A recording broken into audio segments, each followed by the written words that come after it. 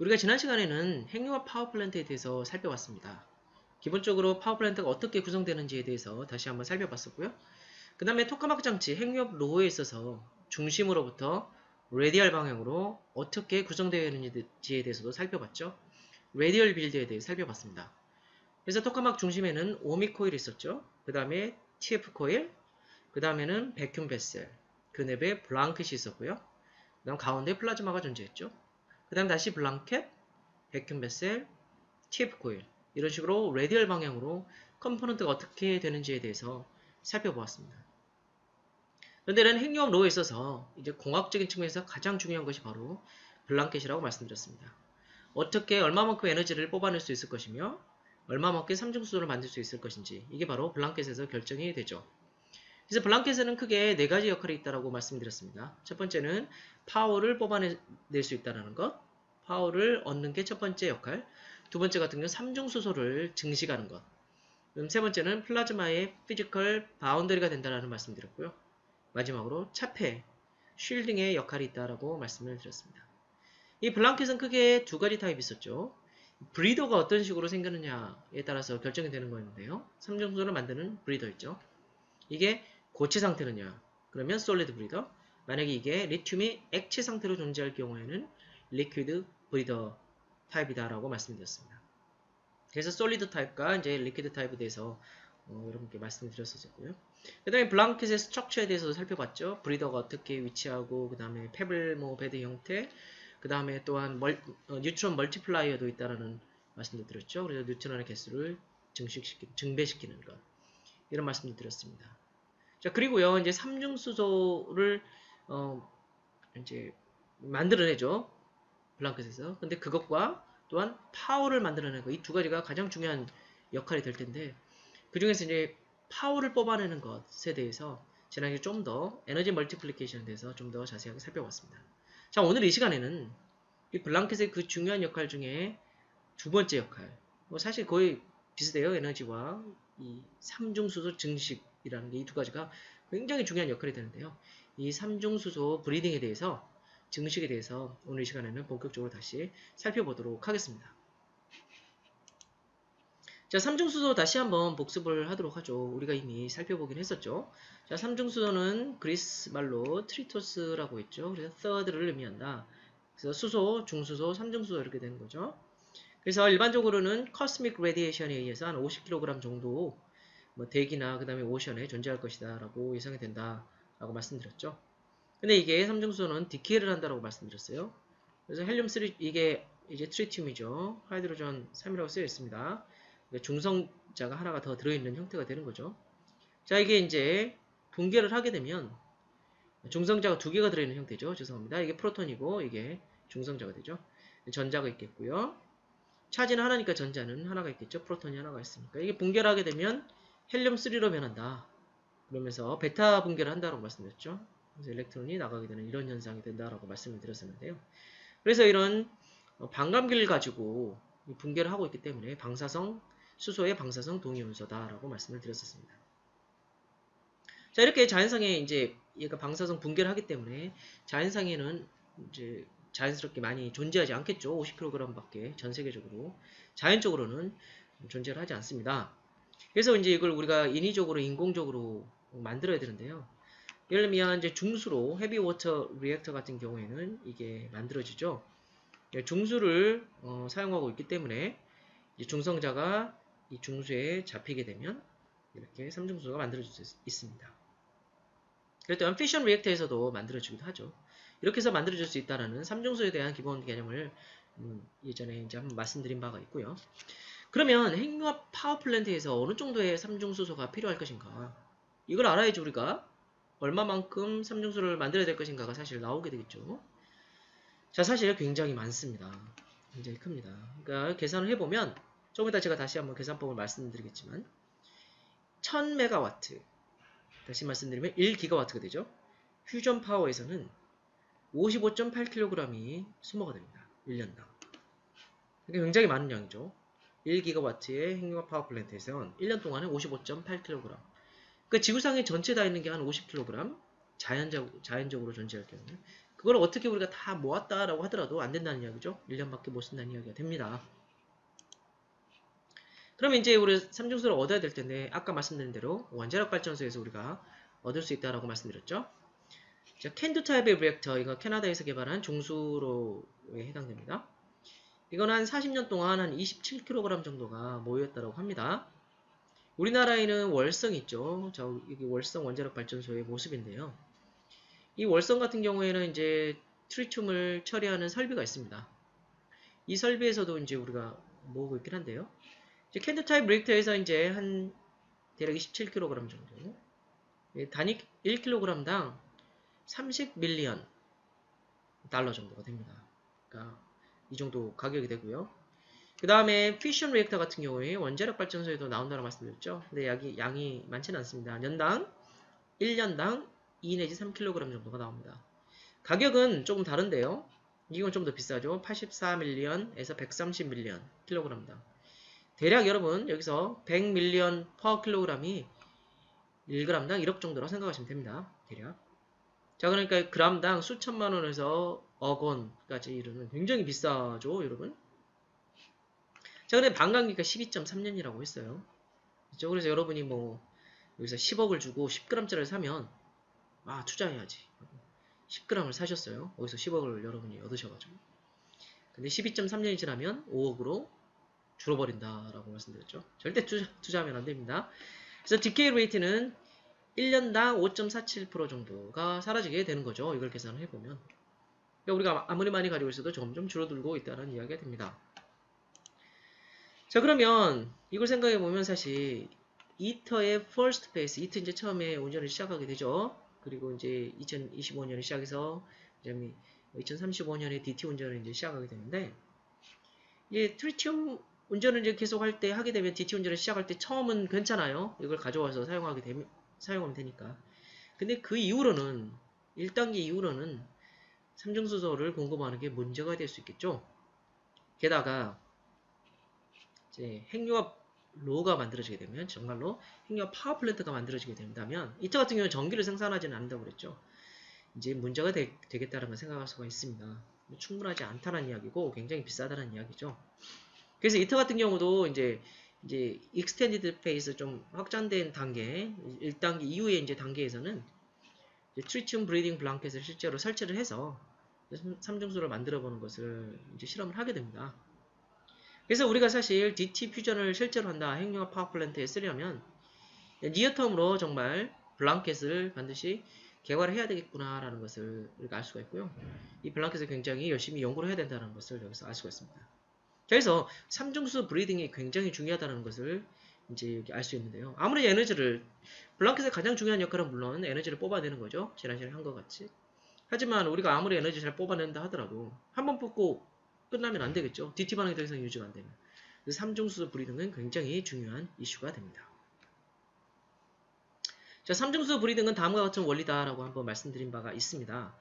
그리고 블랑켓 내부에 리튬을 둔다라고 했죠.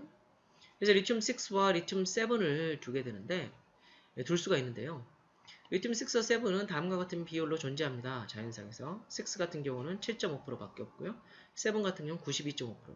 자연상에는 리튬 7이 많이 존재하게 된다는 거죠. 자, 어쨌든 리튬과 중성자가 반응하면 삼중수가 만들어진다.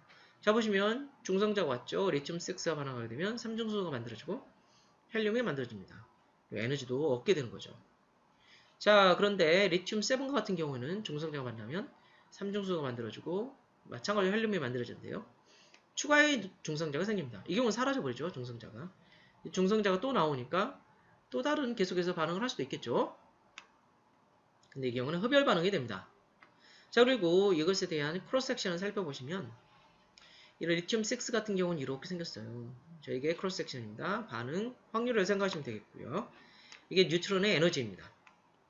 보시면 리튬 6는 서멀이나 에피서멀 뉴트론 에너지 레인지에서 골고루 반응 단면적을 보여주고 있어요.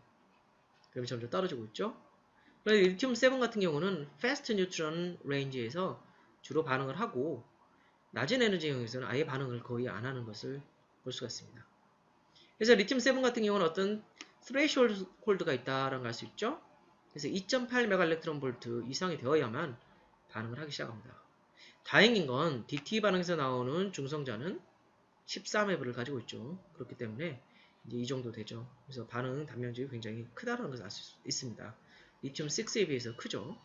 하지만 이 뉴트론이 에너지를 잃게 된다면 그러면 점점 크로스 섹션이 이쪽으로 가게 되죠. 뉴트론 에너지가. 그러면 크로스 섹션이 줄어드는 걸 알 수 있고요. 리튬 7 같은 경우는 리튬 6가 많아지게 된다는 걸 이를 통해서 알 수가 있죠. 자, 따라서 이런 리튬 6와 7의 특성이 있기 때문에 이제 어떻게 우리가 이걸 사용할 것인가? 리튬 6를 응축해서 사용할 것인가? 아니면 자연상의 리튬 7을 주로 사용하게 될 것인가? 각각의 또한 장단점이 있기 때문에 이걸 잘 여러분 생각을 해서 블랑켓을 디자인해야 되겠죠.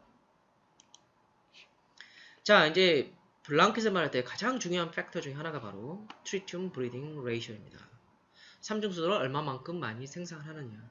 TBR은 굉장히 많이 나오는 용어이기 때문에 여러분이 이제 외워버리시면 좋겠는데요. 트리튬 브리딩 레이쇼의 이제 첫자 TBR을 따서 만든 단어죠. 자, 이건 뭐냐? 이거는 Total Tritium Production Rate와 Tritium Destruction Rate를 서로 이것의 비율입니다.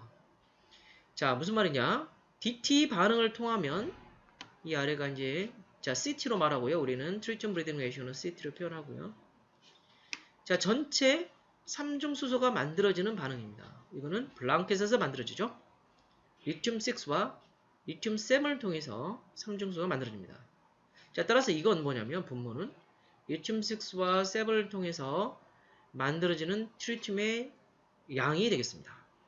프로덕션 레이트가 됩니다. 블랑켓에서. 자, 이걸 뭐로 나누냐면 DT 반응에 의해서 3중 수소를 잃어버리는 것으로 표현합니다. 자, 이거는 핵융합 반응이 되겠죠. 이거는 플라즈마에서 이루어지겠죠. 코어에서. 자, 따라서 핵융합 반응은 여러분 잘 알고 계시니까 또는 이건 뭐 여러분 3중 수소 잃어버린다라고도 표현할 수도 있겠고요. 다른 말로 하면 이 DT 반응을 통해서 중성자가 하나가 나왔다라고 표현할 수도 있겠죠. 중성자 하나가 나와서 3중 수소를 몇 개를 만드냐라고도 표현할 수가 있습니다. 자, 이게 핵융합 반응은 우리가 알듯이 ND, NT, 시그마 V, 그 다음에 이거는 볼륨 적분을 하시면 되겠죠. 자, 이렇게 해야 되면 우리가 핵융합을 통해서 사라지는 핵융합 3중 수소의 사라지는 레이트를 구할 수 있겠고요. 자, 리튬 6와 반응하는 거 마찬가지로 N 리튬 6, 이거 리튬 6의 density, 이건 뉴트론의 density가 되겠죠. 시그마 V가 들어갑니다. 시그마 V. 여기서 시그마는 당연히 뉴트론과 리튬 6가 반응하는 크로스 섹션이 되겠죠. V가 되니까 시그마 V. 이 경우는 지금 이미 이렇게 볼륨 에버리지가 페이지 스페이스에서 이미 적분이 되어 있습니다. 평균 값으로. 근데 이 경우는 아직 안 되어 있기 때문에 스피드에 대해서 지금 적분을 수행하시면 되겠죠. 그 다음에는 볼륨 적분을 수행하시면 되겠고요. 자, 리튬 7도 마찬가지입니다. 시그마 V 있고요. 스피드에 대해서 적분을 수행을 하시고요. 그 다음에 공간에 대한 볼륨 적분을 수행하시게 되면 전체로 리튬 6와 7에서 형성되는 트리튬의 레이트를 계산할 수가 있게 됩니다. 자, 이렇게 바로 트리튬 브리딩 레이쇼 여러분이 반드시 기억하시면 좋겠죠. 그럼 트리튬 브리딩 레이쇼가 어느 정도 양이어야 될 것인가? 이 TBR은 어느 정도로 만들어야지 우리가 블랑켓을 잘 설계했다고 볼 수 있을 것인가? 이게 굉장히 중요한 척도가 되죠. 그래서 항상 우리가 블랑켓이 이제 개념이 도입이 되면 TBR을 반드시 체크합니다. 그래서 이걸 사용할 수 있을지 없을지를 결정해야 됩니다. 자, 그럼 어느 정도 양이어야 될 것인가 고민해야 되겠죠. 자, 우리가 한번 계산을 한번 해보도록 하겠습니다. 자, CT 같은 경우는 지금 어떻게 계산이 되냐면 55.7 곱하기 여기까지 유도되는 건 제가 생략을 하겠고요. 퓨전 파워 곱하기 어베일러빌리티로 계산을 할 수가 있습니다. 자, 그럼 결국 뭐로 나오냐면 1년당 필요한 양이 나오게 되는데요. 자, 퓨전 EPF는 뭐냐면 핵융합 반응 출력이 되겠고요. 몇 메가와트가 나오게 되느냐. FD는 어베일러빌리티. 1년 동안 얼마만큼 돌리느냐, 몇 퍼센트 정도 1년 동안 돌리느냐. 그러겠죠? 1년 내내 나오는 건 아니기 때문에. 그걸 계산하게 되면 이제 1년당 몇 그램 정도 나오는지를 계산할 수가 있어요. 자, 퓨전 파워가 2500메가와트라고 서버리라고 생각하겠습니다. 그러니까 핵융합 핵융합 반응을 통해서 플라즈마로부터 나오는 게 2500MW면 전기 출력으로 실제로 우리가 얻는 것은 거기서 플랜트 에피션시가 곱해지게 되죠. 그 전부로 우리가 100이 얻어졌다. 근데 그게 전부로 전기로 변환되는 건 아니잖아요. 어느 정도 발전 효율을 가질 텐데 한 1000 정도 나왔다고 가정하겠습니다. 그러면 이 경우에는 이제 또 어베일러빌리티 1년에서 0.8 정도만 80%만 운전한다. 왜냐면 발전소는 항상 100%가 될 수는 없어요. 중간에 이렇게 검사 같은 걸 해야 되겠죠. 그래서 아주 안전하게 계속 운전을 해야 되겠죠. 이건 원자력 발전소도 마찬가지겠고요. 그러니까 100%는 아니고 0.8%, 한 80% 정도 운전한다고 가정을 하겠습니다. 물론 이거는 상황에 따라 달라질 수 있겠죠. 자, 이렇게 해서 놓고 계산해보면 한 100kg 정도 나옵니다. 따라서 핵융합로에서 이런 파워, 플라즈마로서 2500, 2.5GW가 나올 경우에는 대략 1년당 100kg 정도 소모가 된다. 하루에 400g을 사용을 한 거예요. 사실 많은 양은 아니지만 삼중수소가 워낙 희귀하다 보니까 이제 큰 양이 되는 거죠. 자, 그러면 다시 보시면 캔두 타입 중수로에서는 삼중수소 생산량이 1년당 2kg 정도예요. 그러니까 안 된다는 이야기죠. 한 대로는 안 되고 뭐 적어도 50대. 근데 핵융합로가 나중에 한 대만 생길 건 아니죠. 많이 생기겠죠. 전 세계적으로. 안 되겠죠. 그 다음에 전 세계적으로 존재하는 삼중수소 양이 캐나다에 있는 그 경우에 이제 2006년 기준으로 하면 20kg 정도밖에 안 된다라고 말씀드렸고 한국에도 있다라고 말씀드렸죠. 아까 월성에. 그까지 더해도 사실 많은 양은 아닙니다. 이터에서는 이터의 삼중수소는 기준은 지금 한 그람당 3천만원 정도 되고요. 시세는 그람당 뭐 1억에서 2억 정도 된다라고 말씀드렸죠. 이건 이제 좀 달라질 수가 있겠고요. 자, 이걸 다 계산을 해보면 이걸 고려를 했었을 때 다 생각해보면 TBR은 1.08 이상이 필요합니다. 자, TBR이 결국 우리가 원하는 거였는데 블랑켓을 설계할 때 어느 정도 값이 돼야 되냐. 근데 왜 그러면 생각해보시면 핵연료에서 어느 정도를 많이 사용을 하는가 1년에 어느 정도를 사용하는가 이걸 생각해보면 TBR을 어느 정도 해야 되겠다는 게 나오겠죠. 자, 근데 1.0이 아니에요. 자, 보세요. DT 반응을 통해서 중성자 하나 나왔어요. 걔가 삼중수소를 블랑켓에서 만들어주는데 하나를 만들어줘요. 자, 그러면 한 번 반응해서 사라지게 되죠. 근데 하나를 만들어줬어요. 그렇게 하면 그냥 1.0, TBR이 1.0이 되는 거죠. 그 경우는 그냥 유지가 되겠죠. 근데 이게 문제가 뭘까요? 삼중수소를 만든다 하더라도 이걸 우리가 100% 회수할 수 있을 것이냐. 이게 문제입니다. 재료 표면으로 흡착이 되기도 하고 그 다음에 방사성 붕괴도 되기도 하죠. 그 다음에 우리가 시작할 때 삼중수소를 확보를 해야 돼요. 임의를 또 저장을 해놔야 되겠죠. 저장을 해야 됩니다. 예를 들면 어베일러빌리티 여기 80% 말씀드렸는데 중간에 잠깐 쉬었다가 다시 시작하려면 또 삼중수소를 넣어줘야 되겠잖아요. 그 다음에 뿐만 아니라 다른 발전소도 건설을 해야 되지 않습니까? 핵력발전소가 또 생기겠죠. 그럼 처음에 연료를 넣어줘야 되죠. 이걸 다 고려해보면 1.08 정도는 있어야 된다. 되어야 된다라는 이야기가 나옵니다. 그러면 우리가 블랑켓에서 실제로 이제 TBR을 계산하게 될 텐데 이 경우는 일반적으로 우리가 뉴트론X를 사용을 합니다. 중성자 공학이죠. 핵 분열로 이제 원자력 발전에서 많이 사용하고 있는 기술이죠. 이제 중성자 공학 뉴트론X로 계산하는데요. 물질과 이미 어떤 재료나 물질 중성자와의 상호작용이 필요한 단면적 크로스 섹션이죠. 이 핵 데이터가 매우 중요하게 되겠죠. 그런 데이터가 많이 있어야 되겠죠. 특히 핵융합로에는 굉장히 높은 에너지의 중성자입니다. 14.1MeV. 여기에 대한 데이터가 많지는 않아요. 왜냐하면 이런 뉴트론은 우리가 많이 사용을 해본 적이 없거든요.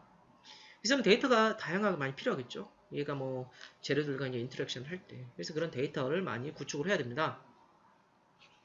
계산 기법도 중요하겠고요. 그 다음에 블랑켓은 굉장히 복잡해요. 토카막은. 원자력 발전소는 오히려 단순한 형태죠. 이런 원궤도 형태니까. 하지만 퓨전 블랑켓 같은 경우는 이렇게 일단 토러스 형태잖아요. 그리고 이게 모듈 형태로 되어 있고 내부도 굉장히 복잡하게 생겼어요. 3D죠. 상차원입니다. 그래서 이제 여기에 뭐 이제 캐드, 오토캐드 같은 거를 도입을 해서 이제 계산을 하고 하는데요. 이처럼 TBR 계산은 굉장히 복잡한 뉴트로닉스 계산을 요구를 합니다. 이 부분에 대해서도 후에 이제 제가 다시 말씀드리도록 하겠습니다. 자, 그러면 다양한 브리더 머티리얼에 따라서 TBR이 달라질 수 있는데요. TBR은 1.08 이상해야 된다라고 말씀드렸는데 그러면 어떻게 하면 TBR 1.08을 얻을 수 있을 것인가? 이게 생각보다 쉽지가 않습니다.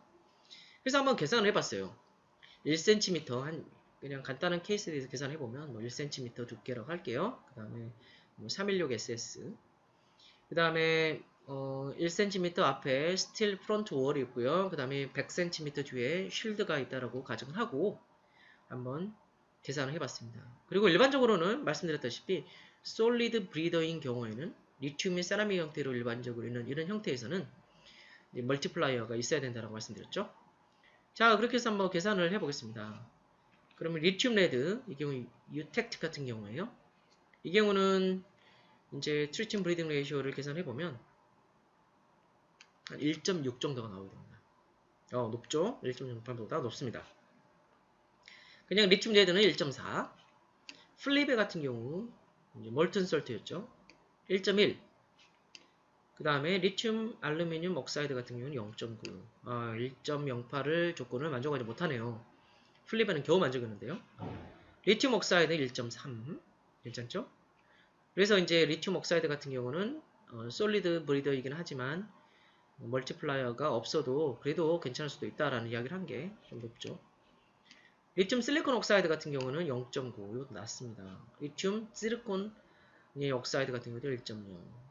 낮습니다. 그래서 일반적으로 보시면 이렇게 낮다는 것을 알 수가 있어요. 솔리드 브리더 같은 경우는 전반적으로 TBR이 낮다. 그래서 솔리드 브리더가 간단하긴 하죠. 그냥 페블 형태로 만들어가지고 그냥 넣어버리면 되는데 장착만 하면 되는데 이게 TBR이 낮다라는 것을 알 수가 있습니다.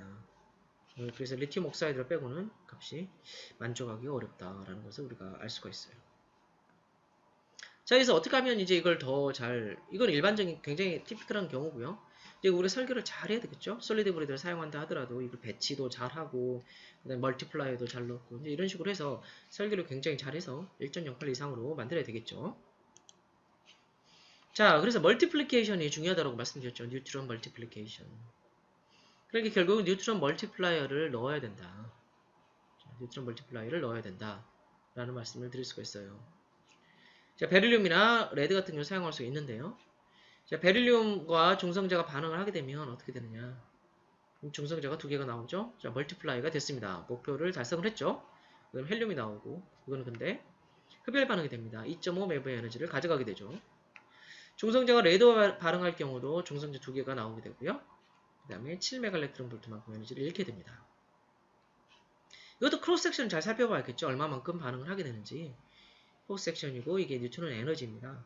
자, 보시면 이게 리튬 6고 리튬 7과의 반응이었고 이게 자 보시면 베릴륨이 여기 있습니다. 베릴륨과의 반응 이렇게. 꼭 브리딩 할 때 리튬 7과 유사한 형태를 가지고 있죠. 그런데 조금 더 중성자 에너지 스펙트럼이 좀 더 넓죠. 자, 레드 같은 경우는 굉장히 어려워요. 보시면 중성자 에너지가 좀 더 높아야 됩니다. 이렇게 되어 있습니다. 조금 더 확대해서 보시면 다음과 같이 표현될 수 있는데요. 베릴륨은 이렇게 생겼고요. 그 다음에 레드는 이렇게 생겼습니다. 자, 그러면 10매브 이상이 돼야 되죠. 핵융합에서 나오는 건 14매브짜리니까 이쯤 되겠죠. 10매브 이상이면 이쯤이 된다고 보시면 되겠습니다. 자, 베릴륨은 에너지가 좀 떨어져도 그래도 어느 정도 크로스섹션을 가지고 있다는 걸 알 수가 있습니다. 자, 그러면 실제로 뉴트론 멀티플라이어를 이제 넣었을 경우에 어떻게 트리튬 브리딩 레이셔가 달라지는지 한번 살펴보겠습니다. 자, 앞에서 제가 표를 보여드렸죠. 다시 한번 보시면 이 결과는 지금 멀티플라이어가 없는 경우예요. 그래서 솔리드 브리더 같은 경우는 보시면 이렇게 낮게 나온다. 리튬 옥사이드 빼고는 낮게 나온다고 말씀드렸죠. 자, 여기 이번에는 멀티플라이어를 한번 넣어보겠습니다. 자, 그럼 어떻게 되는지 보겠습니다. 자, 리튬 6 같은 경우는 1.1, 내추럴 리튬 같은 경우에는 0.9. 그 다음에 리튬에 그냥 베릴륨을 넣었을 경우는 어떻게 되느냐? 5%고요. 그러면 2.7이 됩니다. 자, 굉장히 많이 올라가는 걸 알 수가 있죠. 자, 일반적으로 그냥 1.1이었던 게 멀티플라이를 넣으면서 2.7로 올라갈 수가 있고요. 그 다음에 리튬 6 이제 레드를 올린 경우도 1.7로 올라가는 걸 알 수 있습니다. 자, 베릴륨이 훨씬 더 효율적이라는 걸 알 수가 있죠. 자, 이런 식으로 멀티플라이어를 사용함으로써 이렇게 트리튬 브리딩 레이쇼를 높일 수 있다는 것을 알 수가 있습니다. 자, 그러면 이제 솔리드 브리더 개념에 대해서 우리가 조금 더 살펴보려고 하겠는데요. 이제 어떻게 되는가? 자, 브리딩 측면에서요. 리튬 세라믹스가 들어간다고 말씀드렸죠. 리튬이 세라믹 형태로 이제 솔리드 브리더에 들어가게 되는데, 이제 삼중수소의 용해도, 흡착량, 구조 재료와의 반응성, 그리고 삼중수소의 확산, 삼중 확산해서 나가게 됩니다. 이런 설계 데이터베이스가 필요하겠죠. 그러면 설계를 해야 될 겁니다. 그리고 중성자 조사위에서 생성된 삼중수소는 리튬과 반응을 해서 이제 삼중수소 형성이 되겠죠. 그럼 그 결정 립 내에서 확산되거나 표면에서 이탈하게 됩니다. 여기서 삼중수소가 이제 리튬 세라믹 형태의 내부에서 이제 형성이 될 거 아니에요? 근데 이게 확산해서 밖으로 나오게 됩니다. 그럼 스위핑 가스를 흘려보내는 거죠. 스위핑 가스를 막 흘려보내는 거예요. 그럼 그 가스가 삼중수소를 데리고 나오게 됩니다. 그러면 우리가 그걸 걸러서 다시 행경로로 넣어주면 되겠죠. 자, 그런데 이제 온도를 높여주게 되면 확산이 더 빨라지죠. 자, 우리가 향수 입자를 뿌리는데, 향수를 뿌리는데 온도가 높으면 더 잘 퍼져나가잖아요. 우리가 쉽게 냄새를 맡게 됩니다. 그래서 온도를 높여서 확산을 잘 일어나게 만들죠. 그 다음에 스위핑 가스에 하이드로전을 첨가하게 되면 표면 반응도 빨라집니다. 그렇게 하면 굉장히 빨리 삼중수소를 빼낼 수가 있겠죠. 자, 뭐 펩을 안에서 생겼다고 생각합시다. 삼중수소가 그 안에 리튬이 있기 때문에. 그럼 얘가 확산해서 밖으로 나오게 되겠죠. 그걸 계속 끄집어 빼는 거예요. 그래서 이제 삼중수소가 만들어지면 그걸 회수하는데, 삼중수소가 체류하는 기간을 1일 이내로 줄이는 게 필요하겠죠. 그래서 빼내게 되고요. 그 다음에 스위핑 가스 같은 경우는 이제 거기서 이제 삼중수소를 어떻게 다시 회수하는가. 스위핑 가스가 먼저 삼중수소를 가지고 나와요. 그걸 걸러야 되겠죠. 그래서 삼중수소를 회수해야 됩니다. 그러면 HT 가스의 흡착, 또는 H2O의 콜드 트랩이나 흡착 방식을 통해 가지고 삼중수소를 빼내게 됩니다. 자, 그러면 리퀴드 브리더 같은 경우는 한번 살펴보시면 장점과 단점이 있는데요. 리튬과 리튬 레드, 유테틱, 그 다음에 플레비아 같은 몰튼 솔트, 플루이드를 한번 비교를 해보겠습니다. 자, 리튬 같은 경우는 이게 삼중수소를 회수하기가 어려워요. 자, 이제 이거는 리퀴드 브리더는 이렇게 흘러가는 거잖아요. 자, 블랑켓 내부를 흘러가게 되면 순환하게 되죠. 자, 거기서 흘러서 나오면 거기서 삼중수소를 뽑아내야 되겠죠. 그리고 다시 가고 회수를 해야 되는데, 이게 삼중수소 리튬은 굉장히 잘 녹습니다. 녹아가지고 오히려 빼내기 어려워요. 리튬 레드 같은 경우는 다행히 이제 삼중수소 잘 녹지 않습니다. 그래서 이건 리커버리하기가 회수하기 쉽습니다. 자, 이 경우는 트리튬에 이제 이렇게 리튬이 흘러갈 텐데요. 이제 흘러가는데 리튬에서 구조제를 놓고 이렇게, 예를 들면 쉽게 말씀드리면 파이프가 있는 데서 리튬이 흘러가게 되겠죠. 블랑켓 내부에서. 근데 여기서 리튬의 내부에서 삼중수소가 만들어지는데, 이 삼중수소가 예를 들면 파이프라고 치면 블랑켓 내부에 거기로 투과해서 들어갈 수가 있겠죠. 그걸 투과라고 하는데 퍼메이션이라고 하는데요. 삼중수소가 리튬에 주로 모여있기 때문에, 이게 녹아있기 때문에 다행히 구조제로 삼중수소가 투과해 가지는 않습니다. 이건 좋은 점이죠. 삼중수소가 이제 구조제로 파이프 안으로 예를 들면 들어가가지고 있으면 이게 방사성 물질이잖아요. 회수를 해야 되는데. 자, 이건 좋은 점입니다. 삼중수소가 리튬에 잘 녹으니까 이게 오히려 퍼메이션은 적어서 좋은 점인데, 이 경우는 반대죠. 이게 잘 모이지 리튬 레드에 잘 녹지 않기 때문에 이게 오히려 추가해서 퍼메이션에서 퍼져나갈 수가 있습니다. 그래서 이 경우는 파이프 안에 내부에 이제 세라믹 코팅막 같은 게 필요하겠죠. 추가할 수 있는 거 막는 거, 퍼메이션을 막아야 되는 장벽이 필요합니다. 그래서 삼중수소 이제 이 퍼메이션에 대해서 많은 연구를 수행을 하고 있습니다. 플리베 같은 경우는 문제가 뭐냐면 삼중수소의 이제 화학형 TF가 되거나 또는 T2에 의해서 구조제가 부식이 될 수가 있습니다. 구조재료가 이제 플리베가 흘러갔죠. 그 파이프라고 생각하시면 흘러가는데 그게 부식할 수가 있고 삼중수소가 추가가 될 수가 있습니다. 이런 점들을 고려를 해야 되고요. 근데 좋은 것은 이제 화학적으로 안정하고 고온 사용이 가능하다는 장점이 있습니다. 자, 그런데 리퀴드 메탈을 사용하고 있는 리퀴드 브리더 같은 경우에는 계속 MHD 프레셔 드랍이라는 문제가 생긴다는 것을 여러 번 언급을 했었습니다. 그럼 그게 뭔지 지금부터 한번 본격적으로 다시 한번 살펴보도록 하죠. 자, 이미 어떤 컨덕터가 있습니다. 이 컨덕터가 자기장에 있는 데서 움직인다. 그럴 경우에는 일렉트로모티브 포스가 작용하게 되죠. 그럼 어떻게 되느냐? 이게 커런트를 만들어내게 됩니다. 자, 다음과 같은 식이죠. J는 시그마의 V 크로스 B. 자, V 크로스 B가 있을 경우 어떤 모션이 있는 거죠. 그러면 자기장에 거슬러서 그럴 경우에는 어떤 커런트가 만들어지게 됩니다. 그럼 이걸 우리가 ohms로에 넣을 수 있겠죠. 자, 이게 MHD 식이었죠. 우리 예전에 기억하시죠? 특히 이건 ohms로. 아이들 MHD 식에서는 이게 0이 되었었죠. 자, 그러면 이렇게 V 크로스 B에 의해서 리퀴드 메탈이 흘러가면서 자기장을 거슬러서 흘러가면서 커런트가 만들어지는데 이 커런트는 마찬가지로 J 크로스 B 포스를 만들어줄 수가 있겠죠. 자, 그럼 이걸 우리가 이퀘이션 오브 모션에 집어넣어야 됩니다. 자, 지금은 우리는 리퀴드 메탈을 보고 있기 때문에 플라즈마가 아닙니다. 근데 리퀴드 메탈도 마찬가지로 우리가 이 MHD식으로 표현할 수가 있죠. 자, 그럼 다음과 같이 표현할 수가 있어요. 이거는 이퀘이션 오브 모션 또는 모멘텀 컨저베이션 이퀘이션이죠. 포스 밸런스를 나타내는 식이었는데 자, 이거는 일반적으로 유치학에서 다루는 나비아 스톡스 이퀘이션입니다. 자, 플라즈마하고 달라요. 자, 그런데 여기에 새로운 텀이 추가가 되어야 된다는 거죠. 뭐냐? 바로 이 body force. J 크로스 B force에 의한 force가 추가가 되어야 된다. 자, V 크로스 B에서 커런트가 생겼으니까 이 커런트가 또 자기장에 거슬러서 나타나는 힘. 이걸 여기에 넣어줘야 됩니다. 그래서 사실 이걸 풀어야지 벨로시티가 어떻게 되는지를 살펴볼 수가 있죠.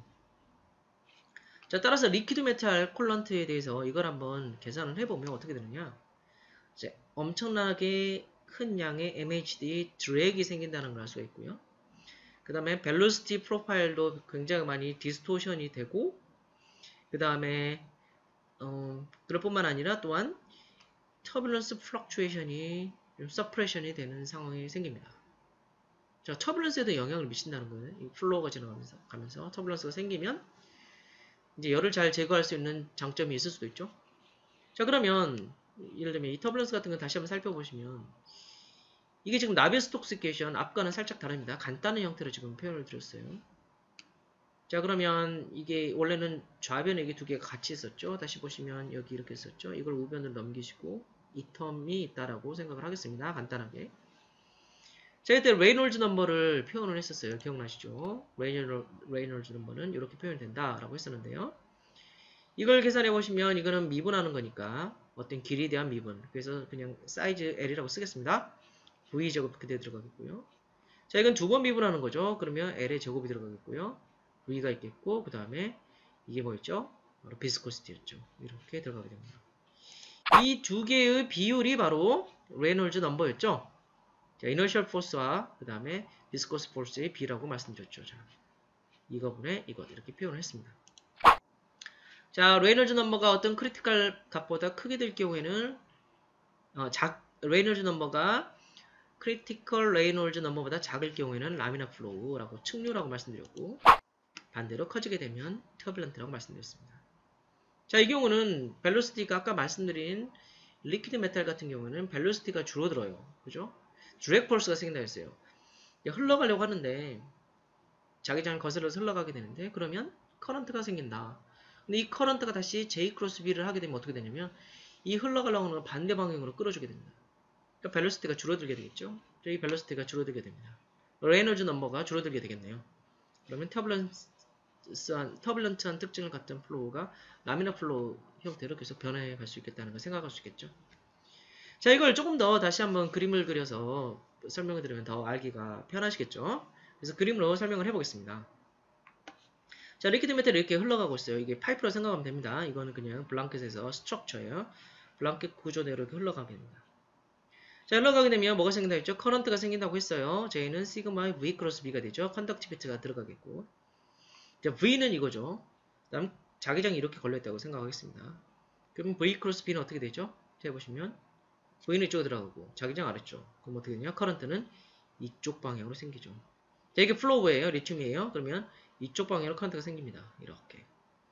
자, 근데 커런트는 어떤 회로를 만들어야 되니까 이쪽으로 쭉 갈 수는 없잖아요. 이게 덕트가 있어요. 여기 보시면 스트럭처가 있어요. 그럼 어떻게 되느냐? 회로를 만들게 되죠. 커런트 흘러가다가 안으로 닫힌 형태도 있겠지만 이렇게 파이프라고 하겠습니다. 쉽게 파이프하고 연결되는 이런 클로즈된 패스를 만들게 됩니다. 자, 이렇게. 자, 그러면 이 플로우 입장에서 리튬 입장에서 J가 이렇게 생겼죠. 그러면 J 크로스면 어떻게 되죠? J는 이 방향, 자기장은 내려오는 방향. J 크로스 B 하시면 이쪽 방향으로 포스가 생기죠. 자, 원래 리튬이 이쪽으로 흘러가고 있었어요. 근데 커런트가 이렇게 유도가 됐습니다. 이 커런트에서 J 크로스 B를 해보면 이쪽 방향이 됩니다. 자, 그러니까 원래 이렇게 흘러가는데 못 흘러가게 잡아당기게 되는 거죠. 그죠?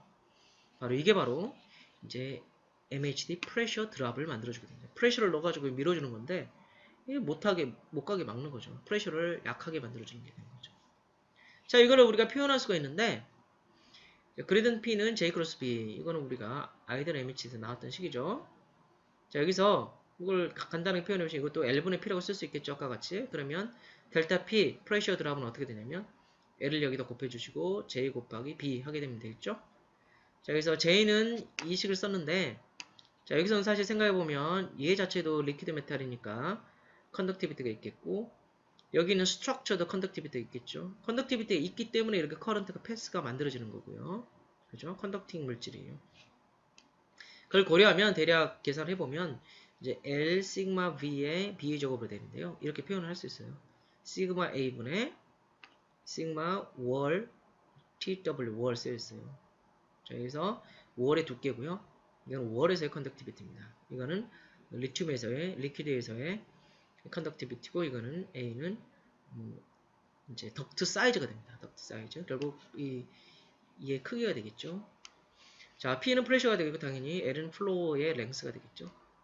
자, 이렇게 프레셔 드랍을 계산할 수가 있습니다. 얼마만큼의 프레셔가 줄어들게 될 것인가를 이렇게 계산을 할 수가 있게 됩니다. 자, 그러면 이 문제를 어떻게 해결할까? 자, 이렇게 되면 굉장히 문제죠. 특히 우리가 리퀴드 메탈 자체를 셀프 쿨링 하겠다. 이 자체가 브리더도 되면서 쿨런트 역할을 하려고 하면 굉장히 문제가 발생합니다. 왜냐면 쿨런트라면 얘가 빨리 돌아야 되겠잖아요. 근데 못 돌게 막는 거죠. 프레셔 드랍이 생기는 거예요. 문제가 생기겠죠. 이 문제를 어떻게 해결해야 될 것인가. 그래서 생각하는 방식이 이 월을 인슐레이션 하는 겁니다. 자, 아까 컨덕팅 월이라고 그랬죠. 이제 컨덕팅 월이 아니라 인슐레이션 시켜서 커런트가 못 흐르게 만든다. 그럼 왜 그럴까? 자, 다시 한번 보겠습니다. 이게 아까 앞의 경우랑 비슷한데요. 똑같아요. 그냥 각도만 바꿨습니다. 자기장이 이쪽 방향에 걸려 있습니다. 그 다음에 플로우가 이렇게 나오고 있다고 생각하겠습니다. 리튬이 흘러가고 있어요. 이렇게 자기장이 이렇게 걸렸습니다. 자, 그러면 계산해보면 커런트 어떻게 되냐? 이제 V 크로스 B를 하시면 되죠. 그럼 V 크로스 B를 하시면 어떻게 되죠? 커런트는 이렇게 내려가는 방향이 되죠. 이렇게. 자, 근데 내려가다가 이렇게 클로즈드 패스가 형성된다고 했죠. 그러면서 이 덕트, 스트럭처 머티리얼까지 이렇게 커런트 같이 흐르게 되죠. 이렇게 패스가 만들어지죠. 이런 식으로. 자, 이거에 제가 화살표 여기 넣었지만 실제는 여기 이 분홍색 안으로 들어가게 되겠죠. 아니면 두껍다면 여기까지 다 포함되겠고요. 자, 근데 여기 인슐레이션을 자, 그렇게 될 경우에는 다시 J 크로스 B 폴스가 발생하죠. 그러면 J 크로스 B를 하시면 여기서 J는 이제 내려가는 방향, 주로 내려가는 방향이죠. 이 두 개가 전체적으로 상쇄된다고 볼 수도 있습니다. 그죠? J 크로스 B를 하시면 어떻게 되죠? 바로 들어가는 방향으로 힘이 생기는 거죠. 그래서 벨로시티가 원래 이렇게 플로우가 흘러와야 되는데 못 흘러가게 막게 되는 거죠. 자, 여기에 의한 힘은 이렇게 들어가는 방향, 이 커런트에 의한 힘은 나오는 방향이죠. 하지만 여기 커런트가 많기 때문에 전체적으로는 들어가는 힘이 작용할 겁니다. 자, 근데 여기에 만약 인슐레이션을 했다고 하겠습니다. 내부에, 월에. 그럼 어떻게 되느냐? 자, 마찬가지로 자기장 이쪽 방향, 플로우는 나오는 방향이니까 커런트는 이렇게 형성이 되겠죠? 자, 이렇게 내려가는 방향. 그러면서 클로즈드 패스니까 이쪽에서 올라가겠죠. 근데 생각해보세요. 인슐레이션이 되어 있으니까 이 월로는 커런트가 못 올라가요. 그럼 커런트가 이 리퀴드 메탈 내부에서 이렇게 클로즈드 패스를 그릴 겁니다. 자, 이쪽은 내려가고 이쪽 올라가는 형태로. 자, 그러면 폴스로 계산하면 어떻게 돼요? 계산 안 해도 뻔하죠.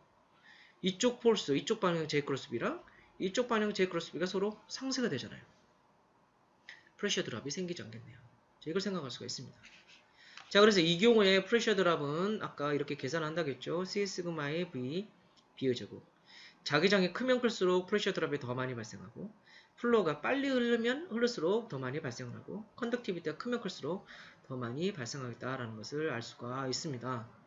그리고 또한 문제가 뭐냐면 이 월에도 이제 스트레스가 걸리게 되죠. 자, 커런트가 흐르니까요. 힘이 작용을 됩니다. 그 스트레스가 또한 굉장히 강합니다. 이런 문제도 고려를 해야 되고요. 인슐레이션 되면 굉장히 좋겠죠. 인슐레이션 하면 문제를 해결할 수 있겠다라고 생각을 할 수가 있습니다. 그런데 문제가 이제 여기 인슐레이트로 코팅을 해야 되는데 톨러런스가 10의 마이너스 7승. 그리고 사실 실제적으로 핵융합의 환경 조건에서 이런 코팅을 한다는 것은 쉽지가 않습니다. 온도도 높고 스트레스도 굉장히 크죠. 그 다음에 레디에이션의 그레디언트도 크고요. 뉴트론도 갖다 때리고 있는 상황이고. 그래서 스스로 힐링할 수 있는 셀프 힐링 코팅 개념이 도입이 되고 있지만 아직도 실제적으로는 아직은 해결이 안 되어 있는 상황이어서 연구가 계속 진행되고 있습니다. 어쨌든 이는 인슐레이션을 하게 되면 어느 정도 이 MHD 프레셔 드랍 문제를 해결할 수 있겠다라는 것을 알 수가 있죠.